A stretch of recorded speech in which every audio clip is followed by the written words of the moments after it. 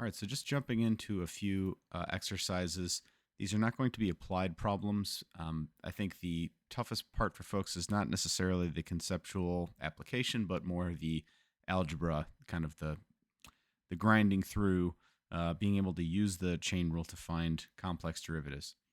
So I'm going to go through these as I would think of them and as I hope you will think of them, without a ton of commentary, to try to keep it brief and to the point. Okay, so we're finding the derivative for the function f of x equals the square root of x squared plus 1. We notice this is a chain function because I've got not just the square root of x, I have this inner function here, x squared plus 1. Give you a pro tip here that normally when we're working with the square root of something, you'd rather write it as x to the 1/2. Why? Because then you get to use the power rule instead of using this radical notation, which is more cumbersome. So let's go ahead and rewrite this as x squared plus 1 to the 1/2 power. All right, and so then f prime of x, or the derivative of this function, is the derivative of the outer function times the derivative of the inner function, right?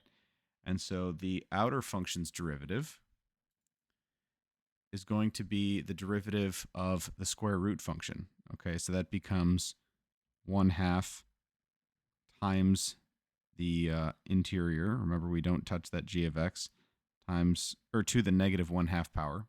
So 1/2 x squared plus 1 to the negative 1/2. So we just did the power rule on the outer function.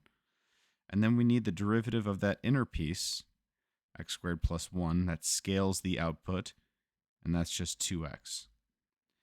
Okay, so to simplify this a little bit more, since we have now, this is multiplication between these two pieces.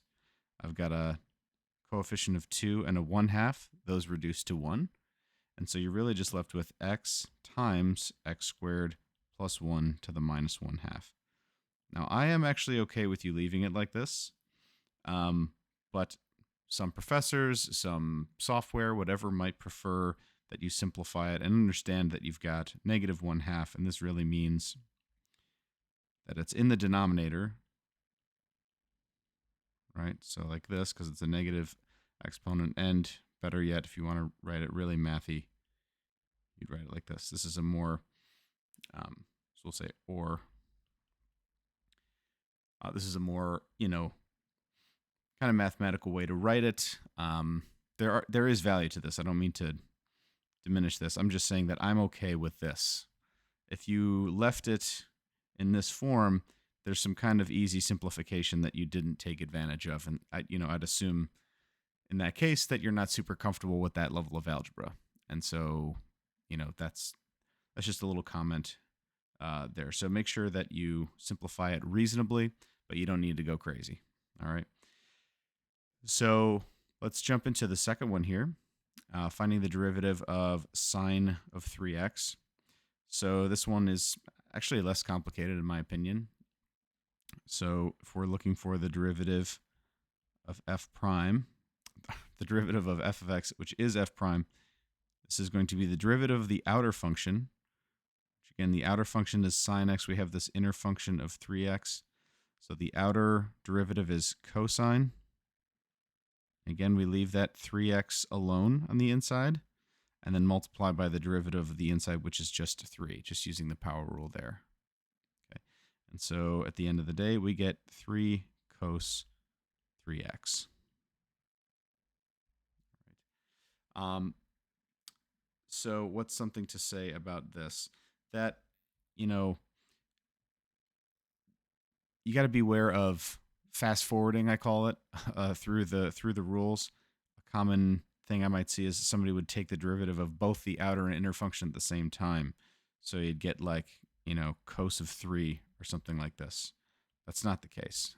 Remember, it's the derivative of the outside where the inner function is left intact, right? This is what feeds the input of the outer function, so that has to stay the same. And then it's times the derivative of the inner function. Okay, so that one's not so bad. Here we've got a blending of two rules.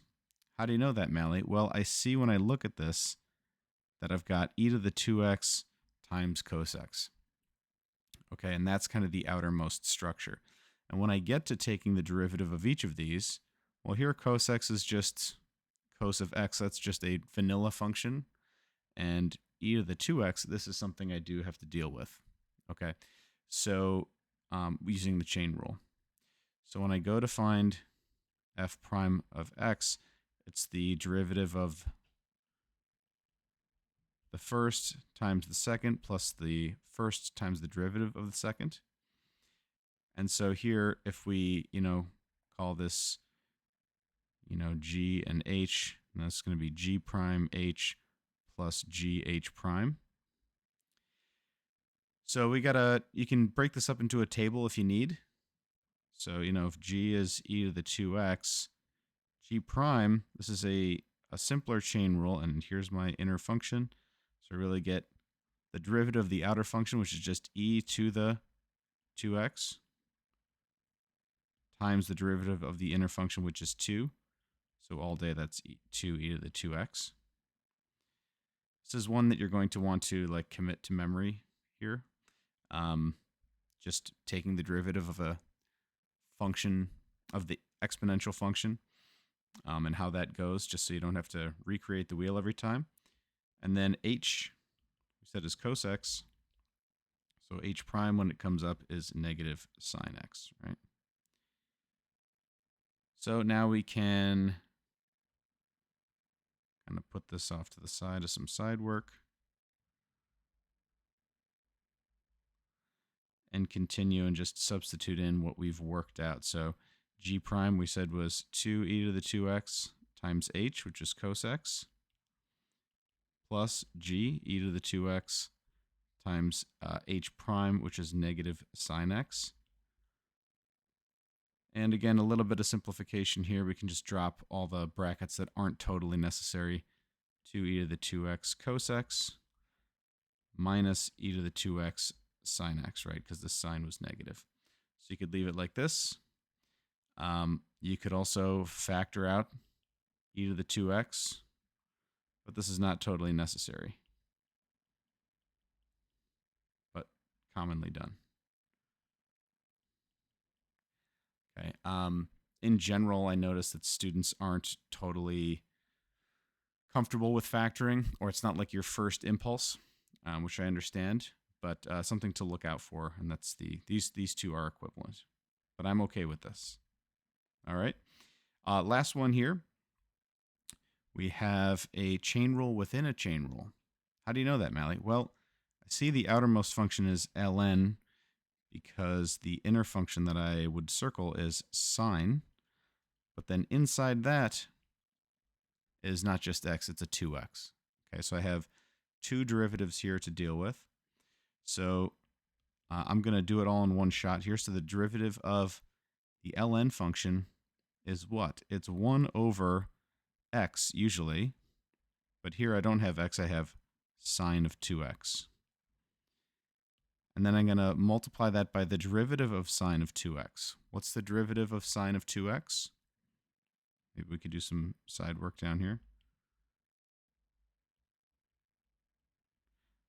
Derivative of sine of 2x is cos 2x times 2.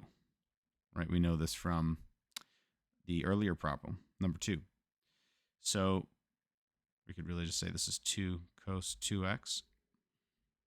But let's do it in pieces so that we see all the parts of the chain rule. So we've got, excuse me, we've got cos 2x times 2. And so now we've got this inner function taken care of and this inner function taken care of because we've got the two chain rules, right? Right here and right here. So then we can just simplify here best you can. 2 cos 2x are on the top. Remember, anything that's a whole number is just over 1. So times 1 over sine 2x is sine 2x. This is fine by me. Or if you want to be super fancy, you can call this cotangent 2x, right? Because it's cos over sine instead of sine over cosine. So it's the reciprocal tangent or cotangent. All right. So I hope that helps provide a baseline. You're definitely going to see some problems that are analogous to these in difficulty, um, and some that are more complicated, but this gives you the framework for everything that you'll need to know.